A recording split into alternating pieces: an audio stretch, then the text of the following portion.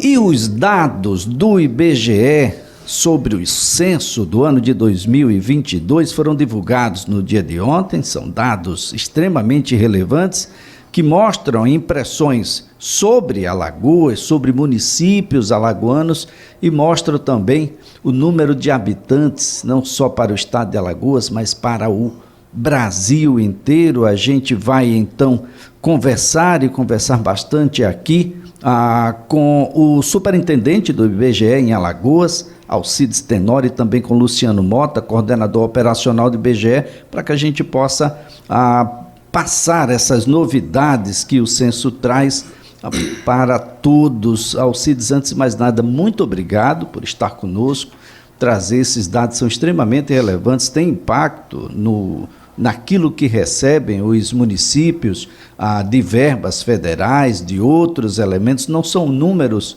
quaisquer, aleatórios, isso tudo dá uma ideia muito interessante para quem é gestor público, sobretudo, mas quem está na iniciativa privada, de como esses números podem ajudar na sua tomada de decisão. Um bom dia. Bom dia, Elias. Bom dia, Camila. Bom dia a todas e todos que nos ouvem. Antes de tudo, é um prazer para o IBGE estar aqui, né, numa rádio de tanta relevância, num programa em que a gente consegue conversar e aprofundar os temas que são relevantes para a sociedade alagoana e maceioense. E, de fato, a gente conseguiu, agora no dia 28, estrear os primeiros dados do censo demográfico, dados de população e de domicílios, né, dentre vários outros, são dezenas e dezenas de questões que foram feitas nos nossos questionários, né, aplicadas, e esses são os primeiros dados.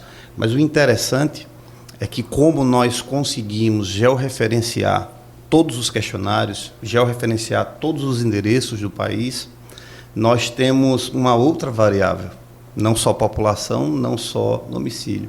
Nós temos também a variável do espaço, ou seja, onde essas informações verdadeiramente estão. Hoje nós sabemos com todo rigor, com todo o critério possível. Isso é super importante. Quais são os números iniciais que a gente pode passar sobre o estado de Alagoas? Bom, primeiramente, a gente verificou que o estado teve um crescimento tímido, né, de 2010 para 2022. Porque, para se fazer a comparação de um censo, a gente precisa fazer com outro censo ou uma contagem, né, dentro dessa metodologia.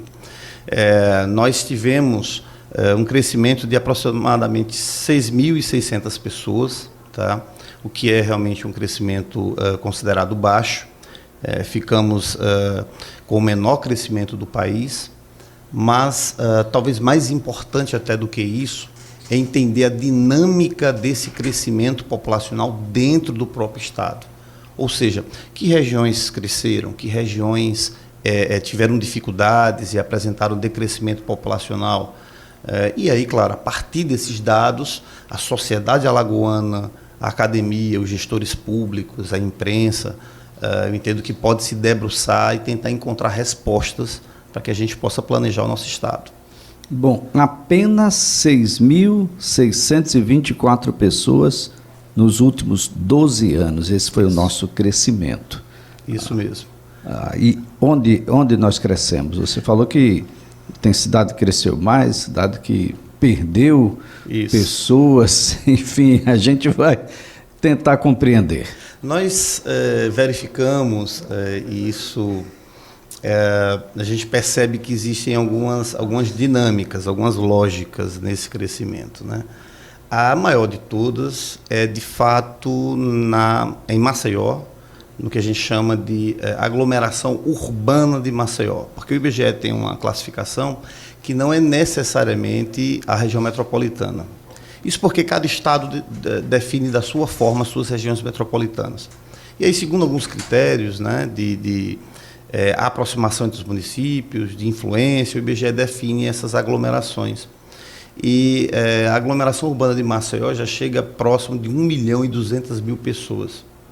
Isso se deve não só por um crescimento em Maceió, que passou de 932 mil pessoas em 2010 para 957 mil, já é um crescimento razoável de 25 mil pessoas, apesar das questões que envolvem, né, a mineração, a história do Pinheiro e tal, a gente já experimentou crescimento na cidade.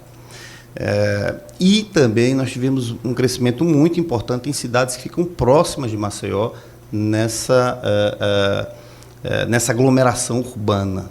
Tá? Um exemplo muito importante é Rio Largo, que tinha 70 mil habitantes e passou a 93 mil habitantes. Um outro importante também que precisa ser comentado é Satuba. Satuba já vem há muito tempo, né, experimentando uma aglomeração importante ali na região dos recantos, nos condomínios, e isso não tinha sido contabilizado. E agora nós conseguimos contabilizar. Satuba passou de 12 mil habitantes para 24 mil habitantes. Tem praticamente 100% de crescimento e está entre os municípios que mais cresceram no Brasil. E aí, Alcides, 2 pontos extremamente relevantes. O primeiro é que a gente, acaba com um fake de Maceió. Né? Maceió nunca teve 1 milhão de pessoas, essa que é a grande realidade. E já ventilou-se aqui 1.100.000, 1.120.000, 1.012.000, 1.030.000, e na verdade nós temos menos de 1 milhão de pessoas. E um segundo ponto extremamente relevante é que a gente acaba com aquele triângulo das Bermudas, que na época de eleição, os moradores que estão naquele encontro de Rio Largo, Satuba e Maceió, eles pertencem aos municípios. Passada a eleição, ele não pertence a mais ninguém, porque ninguém quer fazer nada por eles. Agora a gente sabe quem é de Satuba, quem é de Rio Largo e quem é de Maceió, por aí. O IBGE trabalha que agora tem georreferenciamento. Exatamente isso. O IBGE trabalha com caixinhas. Cada limite de município é uma caixinha. Então, todos os domicílios com seus moradores que caem dentro daquela caixinha fazem parte daquela população. E isso, com certeza, gerou o crescimento de Satuba, por exemplo. Olha, nós estamos aqui com o diretor, o coordenador operacional do IBGE, o Luciano Mota, que eu fico imaginando aqui, Luciano, a dificuldade que tem todos aqueles que vão em busca dessas coletas, dos domicílios fechados, dos domicílios que o morador chega lá e diz, olha, você é do IBGE mesmo, dos domicílios onde você diz, olha, nós estamos recenseando aqui, você é Satuba, você não é Rio Largo, você não é Maceió. Bom, como é que foi esse trabalho? A que conclusão vocês chegam? Chegamos em todos os domicílios fechados, os domicílios abertos, os domicílios que não deixaram a gente entrar, e aqui a gente sabe, por várias motivações. Um bom dia, Luciano. Bom dia, Elias. Bom dia, Camila. Bom dia aos ouvintes da CBN. Foi um grande desafio realizar esse censo, né? A cada censo, eu acredito que a dificuldade vai ser maior por conta da insegurança que a gente tem na sociedade. Então, a gente encontra cada vez mais dificuldade de conseguir falar com o morador, né? E ao longo desse censo a gente fez tudo o que foi possível para reduzir as taxas de não resposta, que a gente chama, tanto daqueles domicílios que a gente não conseguiu encontrar o morador, mesmo voltando 15, 20 vezes no domicílio, a gente não conseguiu encontrá-lo, tanto aqueles moradores que recusaram realizar a entrevista. Então a gente fez todo um trabalho de convencimento. E Alagoas ficou com o quinto estado com o menor índice de não resposta. A gente teve um índice de recusa muito pequeno, que com a quantidade de questionários aplicados, mais de 300 mil questionários aplicados no estado, a gente não vai ter dificuldade de fazer as imputações que são feitas e ter esse dado para poder divulgar de maneira satisfatória. Então, assim, foi difícil, mas a gente conseguiu reverter a situação aqui no estado e ficar com um índice muito, muito pequeno de recusa e não resposta. Bom, tem um caso, que é um caso muito interessante, que é da cidade de Barra de São Miguel, né?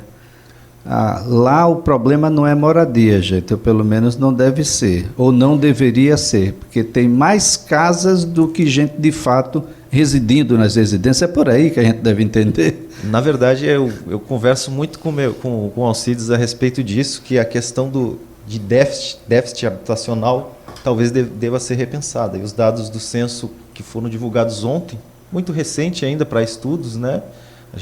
O IBGE tem uma equipe de demógrafos, eu tenho certeza que a academia, todas, né, as universidades vão se debruçar sobre os dados que vão começar a sair paulatinamente, mas a Barra de São Miguel ela ficou com o 16º município do país com o maior número de domicílios de uso ocasional, ou seja, mais da metade dos domicílios da Barra não tem um morador fixo, são pessoas que vão passar um final de semana, vão passar um carnaval... Casas para aluguel, veraneio... Casas para veraneio, né? A casa para aluguel já se enquadra em outro...